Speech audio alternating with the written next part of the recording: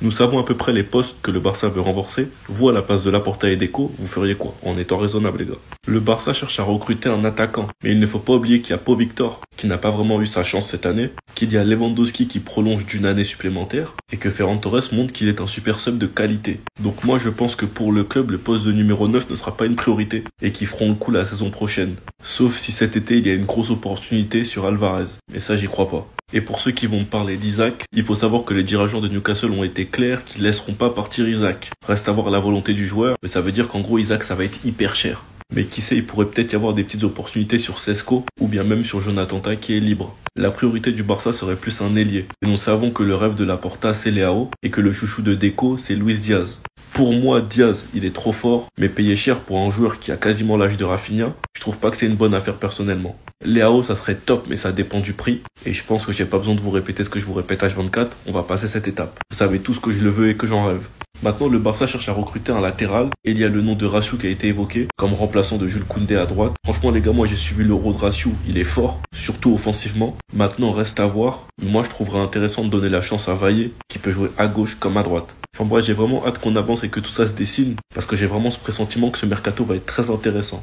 Je pense les gars qu'on réalise pas à quel point Rafinha arrive avec un aura totalement différent au Brésil. Il arrive avec le statut du joueur brésilien qui a mis le plus de buts en Ligue des Champions.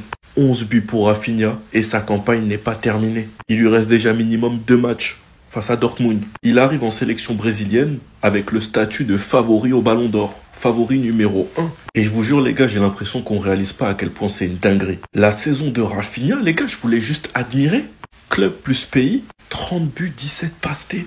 Il a déjà un titre pour l'instant, 16 de GA en Ligue des Champions, avec un triplé contre le Bayern, 3 buts, 2 assists contre le Real en 2 games, 3 buts, 1 assist contre Benfica. Genre je vous jure les gars, le statut de Rafinha actuellement c'est trop une dinguerie. Quand tu vois il est passé de quoi à quoi? Les gars, quand je vous dis Rafinha actuellement, c'est le meilleur buteur de la Ligue des Champions brésilien. Vous entendez bien ce que je suis en train de vous raconter? Certes c'est un format différent, mais ça reste une dinguerie. Et déjà que c'est hyper choquant pour les supporters, imaginez à quel point ça doit être choquant pour ses coéquipiers. Quand il rejoint sa sélection, imagine comment ses coéquipiers ils doivent être choc-barre. Enfin bref, sinon vous les gars, vous en pensez quoi? Ramenez sur Snap Instant, on s'ennuie.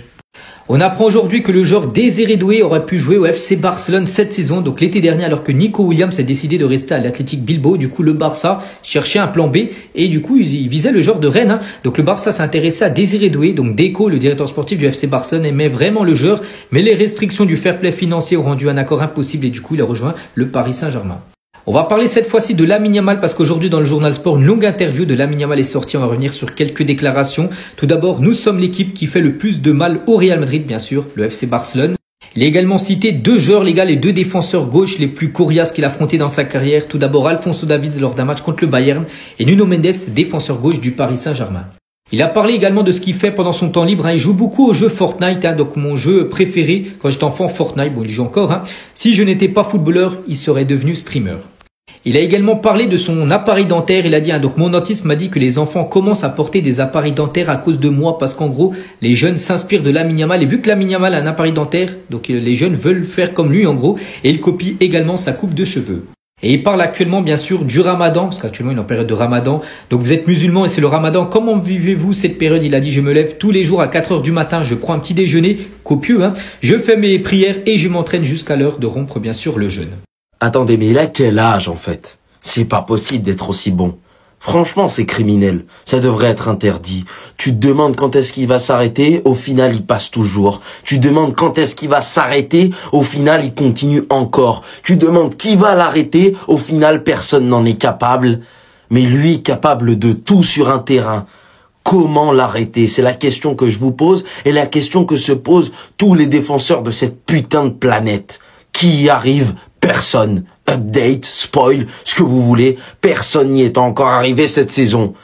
Comment arrêter Lamine Yamal? Ça devait être un sujet au bac. Comment l'arrêter? Vous avez 4 heures, vous avez 8 mois, personne n'a toujours pas trouvé. Mais, oh, on voit la même chose. On voit la même chose. Encore une fois, la chance sourit aux souriants, la chance sourit aux joueurs de football qui nous font rêver chaque week-end. Parce que oui, il me fait rêver chaque week-end. Lui, Pedri, ça c'est du football, bordel. En tout cas, son niveau est affolant. Son niveau est affolant. Alors peut-être il marque pas 40 buts par saison, mais j'ai envie de dire ça, je m'en fous. Parce que à chaque fois qu'on l'appelle, il répond présent cette saison. À chaque fois que j'ai envie de voir du football, il me dit oui. Et il me fait aimer encore un peu plus ce sport. Alors oui, j'aime Lamine Yamal. Il a 7 célébrations au Bernabéu, il a 7 célébrations dans le stade de l'Atlético Madrid, il a 7 célébrations contre l'équipe de France à l'Euro 2024, il a cet enroulé magnifique en lucarne contre l'équipe de France à l'Euro, il a le trophée Copa 2024, il a l'Euro 2024, il a le trophée du meilleur jeune de l'Euro 2024 et il a le Golden Boy 2024. Tout ça à 17 ans. Non mais en fait on se rend pas compte. Non mais vraiment, et c'est une dinguerie en vrai. Le petit il a même pas encore 20 ans, il t'a déjà fait une carrière. C'est déjà pour certains, pour tout ce qu'il a fait en étant jeune comme ça, une légende. Même s'il arrête sa carrière maintenant, ma parole que dans 25 ans je m'en rappellerai de Lamine Yamal. 17 ans, il est déjà en route pour être sur le podium du Ballon d'Or. Avec des joueurs de 25 ans, 30 ans, des joueurs v'là expérimentés, qui ont tout gagné, Ligue des Champions, Coupe du Monde. Les gars, je vous jure, mais en vrai, vous êtes vraiment pas prêts. Il est parti pour faire une carrière. Mais vraiment, je le répète, il vient d'avoir 17 ans.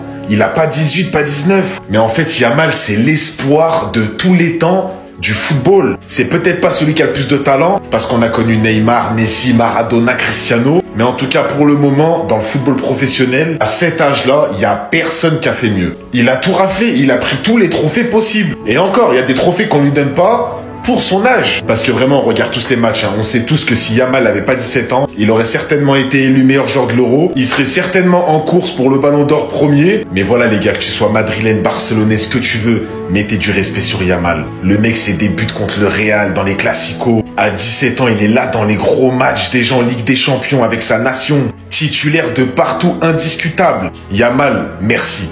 Tweeté par Fabrizio Romano, Ansu Fati avait reçu des offres en hiver pour son départ, mais il les a refusées. Attendez, bougez pas, je vous explique. En gros, il est expliqué par Fabrizio Romano que le plan du Barça n'a absolument pas changé. Essayez de lui trouver un autre club comme en janvier, pour le vendre. Mais Ansu Fati en a rejeté 4. Et c'est lui qui aura la décision finale. S'il veut rester jusqu'à ce que son contrat expire, en gros c'est son problème. Mais le Barça est ouvert à le vendre. Et s'il part, le Barça pourrait recruter un ailier cet été. Franchement les gars, moi j'ai qu'une chose à vous dire, j'aime Ansu Fati de tout mon cœur. J'aimerais que Flick le fasse jouer. Mais quand tu vois le contexte que Flick ne le convoque même pas, et que même quand il le convoque, il ne le fait pas jouer, Ansu Fati ne sert à rien. Et touche un énorme salaire pour rien. Donc Fati, moi je t'aime de tout mon cœur, mais si malheureusement Flick ne veut pas te laisser ta chance jusqu'à la fin de l'année, il est préférable pour Fati et le club qui partent. Mais bref, on verra ça d'ici les 2 mois de compétition qui restent.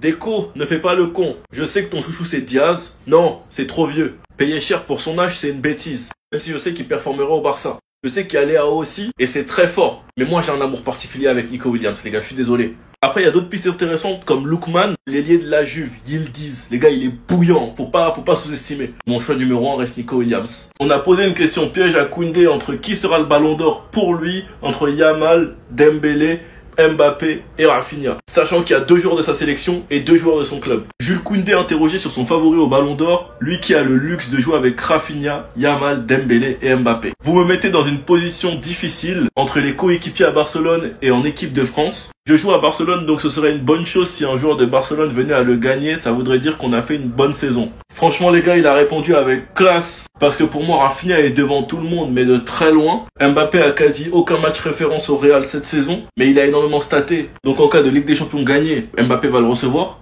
Dembélé, lui, s'est réveillé en 2025 et a énormément staté en 2025. Rafinha met une tempête à tout le monde depuis le début de saison, où il a staté dans tous les gros matchs du Barça. Lamine Yamal, pour moi, il est énormément sous-estimé dans la course au Ballon d'Or, parce qu'il faut pas oublier que Lamine Yamal est archi médiatisé, et que c'est lui qui t'a sorti le banger en 8ème. S'il est décisif jusqu'à la gagner, sachant qu'en plus il joue aussi la Ligue des Nations, ah les gars, ça peut aller très vite. Enfin bref, sinon vous les gars, vous en pensez quoi? On est sur Snap Insta, on s'ennuie. Fabrizio Romano a tweeté par rapport à un départ d'Ansu Fati, et autant vous dire que c'est quasiment certain qu'il va partir cet été. Barcelone a le même plan qu'en janvier, ça veut dire le vendre, tout simplement en fait. Ansu Fati a refusé l'offre de 4 clubs en janvier. Donc du coup cet été il aura le choix de partir dans le club qu'il veut, mais le Barça en gros est ouvert à son départ. Et cherchera carrément du coup un ailier pour le remplacer. On parle du crack de la Masia.